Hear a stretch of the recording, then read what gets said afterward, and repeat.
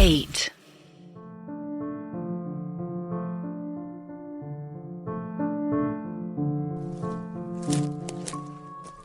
वो सब एक सीधी कतार बना बस आगे बढ़ते रहते हैं।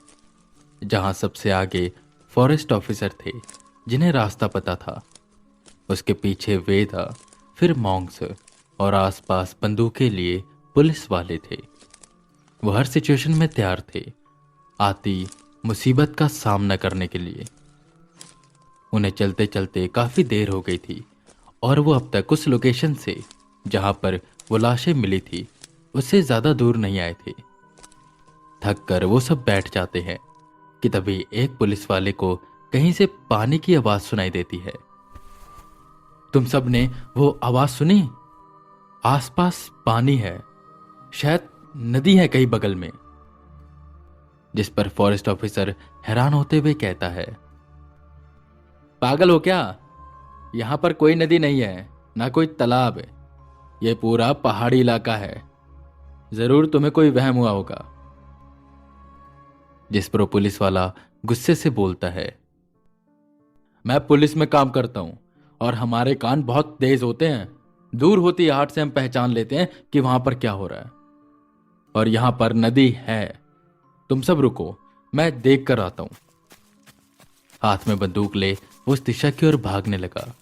सब उसे रोकने की कोशिश करते हैं पर वो किसी की नहीं सुनता और एक दिशा की ओर भागने लगता है। हालांकि उन सब में से किसी को भी कोई आवाज नहीं सुनाई दे रही थी। चारों तरफ गुप्त सन्नाटा था और हवा चलने की आवाज तक नहीं आ रही थी।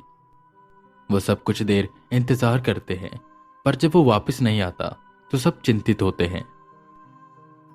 लगता है कि वो गुम गया है, चलो उसे ढूंढ कर लाते हैं। एक फॉरेस्ट ऑफिसर इतना बोलकर हटा ही था कि उसे दूर कहीं से गोली चलने की आवाज सुनाई दी। वह सब उस दिशा की ओर भागे। कुछ दूर जाने के बाद उन्हें खून की बूंदें दिखाई देने लगी जो जमीन पर गिरी हुई थी और पेड़ों पर खून से सने हाथों के निशान थे। जरूर उसे कुछ हुआ है, जल्दी चलो, फॉरेस्ट ऑफिसर बोला। जिस पर सब उस निशान का पीछा करते करते एक जगह पर पहुंचे जहां पर वो निशान खत्म हो रहे थे। और एक चीज सब देखकर हैरान थे, वहां पर बिल्कुल छोटा सा एक तालाब बना हुआ था। तुम तो कह रहे थे कि यहां पर नदी नहीं है, तालाब नहीं है, तो ये क्या है? पुलिस वाले ने गुस्से में कहा। जिस पर जो फॉरेस्ट ऑफिसर का सीनियर था आगे आया और उस तालाब में हाथ डालते हुए बोला,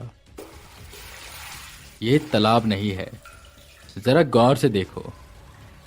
शायद यहां पर जमीन थोड़ी गहरी है, तो जो पिछले हफ्ते बारिश हुई थी ना, उससे यहां पर पानी जमा हो गया और इसी की आवाज उस पुलिस वाले ने सुनी होगी।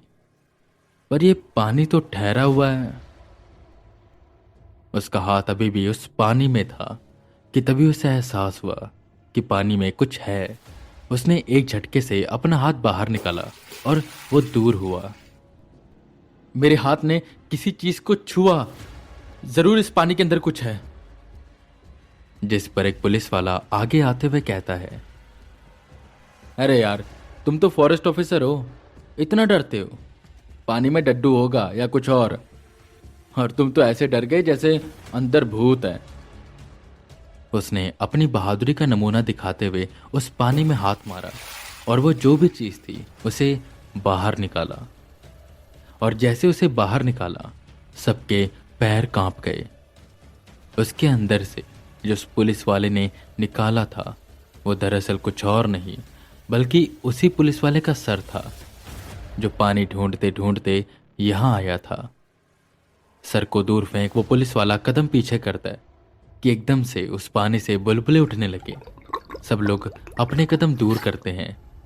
बीच से वो पानी धीरे धीरे लाल होने लगा जिसके अंदर उस पुलिस वाले के हाथ, पैर, उंगलियां सब उभर कर आने लगे। ये देखकर फॉरेस्ट ऑफिसर को उल्टी आने लगी और बाकी सब पुलिस वाले अंदर तक सिहर गए। वेदा कुछ भी समझ नहीं पा रहे थे कि यहां पर हो क्या रहा है कि तभी वो सर जो उस पुलिस वाले ने दूर फेंका था वो धीरे धीरे लुढ़कता हुआ उस पानी के अंदर गया। पानी कहें या खून, एक ही बात है।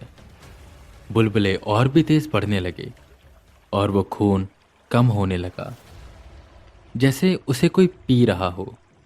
और सबके देखते ही देखते वो पूरा खून, अंग, सर सब गायब हो गए और पीछे छूटा बस एक छोटा सा छेद जो जमीन के अंदर था। वेदा कूदे और उस छेद को खोदने लगे। वो बूढ़ा मॉन्क आगे आया और बोला, वेदांत, रुक जाओ। ये सब एक जाल है, हमें मानसिक रूप से हराने के लिए। वो यही करता है, सबसे पहले मैं मानसिक रूप से हरवाएगा और फिर शारीरिक रूप से। हमें शांति से काम लेना चाहिए। जिस पर वेदा उनकी बात समझते हैं और बाहर निकलते हैं। तभी उन्होंने देखा कि वो जो छेद था वो अपने आप बंद हो गया और वहां पर सब कुछ सामान्य होने लगा। उसने हमला करना शुरू कर दिया था, पर कौन? वो ये सब सोच रहे थे। उन्होंने फैसला किया कि अब चाहे कुछ भी हो जाए, वो सब अलग नहीं होंगे। ऐसे ही करते करते शाम हो गई, पर उन्हें वो वॉच टावर नहीं मिला। तो वो वहीं एक अच्छी सी जगह देखकर टेंट लगाते हैं और बॉनफायर लगाकर बैठ जाते हैं। किसी का भी मन नहीं कर रहा था टेंट में जाकर सोने का। ठीक यही था कि वो सब एक साथ रहें। चारों तरफ गुप्त अंधेरा था, जो जंगल दिन के उजाले में अंधेरे में डूब जाता है। रात को सोचिए उसका क्या हाल होता होगा। वो सब बैठे खाना खाते हैं, जहां पर उन 6 मॉन्क में से जो सबसे छोटा मॉन्क होता है, महज 21 साल का, वो अपने बैग से एक डायरी निकालता है। गुरुजी, अगर आपकी आज्ञा हो तो। उस मॉन्क ने उस बूढ़े मॉन्क से पूछा, जिस पर उसके गुरुजी ने हामी भरी और वो अपनी डायरी खोलकर बोलने लगा। मेरे दादाजी उस शैतान से लड़े थे और हमेशा वो उसके किस्से मुझे सुनाते थे और मैं उनकी बातें सुनकर इसे डायरी पर लिखता था। और मुझे लगता है कि यह हमारी मदद कर सकती है। वेदा भी इस बात से सहमत होते हैं और इसे वो डायरी पढ़ने को कहते हैं। धृजवान, निर्दयी दैत्य, ये मैंने इस डायरी के पहले पन्ने पर लिखा था। जब ये गांव बसा था, सब लोग सुकून से रह रहे थे। अगले दिन इस जंगल में लकड़ियां काटने गांव के कुछ लोग आए। जब उनका सामना पहली बार धृजवान से हुआ, वो उन्हें बहुत बेरहमी से मार मार कर खाने लगा। एक गांव वाला बचकर आता है और मुखिया जी को यह सब बताता है, पर इसी के साथ साथ वो धृजवान भी उनके पीछे पीछे आ गया। जिसके बाद सब गांव वालों को उस धृजवान के बारे में पता चला। उन गांव वालों ने भागने की बड़ी कोशिश की, पर हमेशा धृजवान उन्हें रोक देता, क्योंकि वो सब उनका खाना थे। ये थी धृजवान की पहली झलक। इस वक्त मेरे दादाजी की उम्र मेरे से भी कम थी। एक एक पन्ने फरोल उसे पढ़ने लगा। बस ऐसे ही उन सब की जिंदगी बीतने लगी। पर मॉन्क ये सब देख नहीं पा रहे थे। तब एक मॉन्क की बड़ी टोली उस जंगल में जाती है। सबको उम्मीद थी कि वो सब जीत जाएंगे, पर बदकिस्मती से धृजवान उन सबको मार देता है। वो दैत्य खून का प्यासा था। ये जो लाइन है ना, खून का प्यासा था, ये मैंने लिखी है थोड़ा शब्दों को इस्तेमाल करके। जिस पर वो बूढ़े मॉन्क से कहते हैं, हमेश, ये हंसी मजाक का समय नहीं है। यहां पर लोगों की जान जा रही है और हम सबकी जान खतरे में है। और बात रही धृजवान की, तो वो सच में खून का प्यासा है और हमें किसी तरह उसे रोकना होगा। बातें करते करते रात हो गई और सबको नींद आने लगी। बहुत देर की डिस्कशन के बाद यह फैसला हुआ कि 2 लोग 1 घंटा पहरा देंगे, तब तक बाकी सब सोएंगे, और 1 घंटे बाद जो लोग सो रहे हैं उनमें से 2 लोग पहरा देंगे और फिर बाकी के लोग सोएंगे। ऐसे करते करते वो पूरी रात निकाल देंगे। सबसे पहले जिनकी ड्यूटी लगी वो थे वेदा और वो 21 साल का मॉन्क यानी अमेश। रात के अंधेरे में वह दोनों पहरा देने लग गए, जहां बाकी सब बेफिक्र सो गए।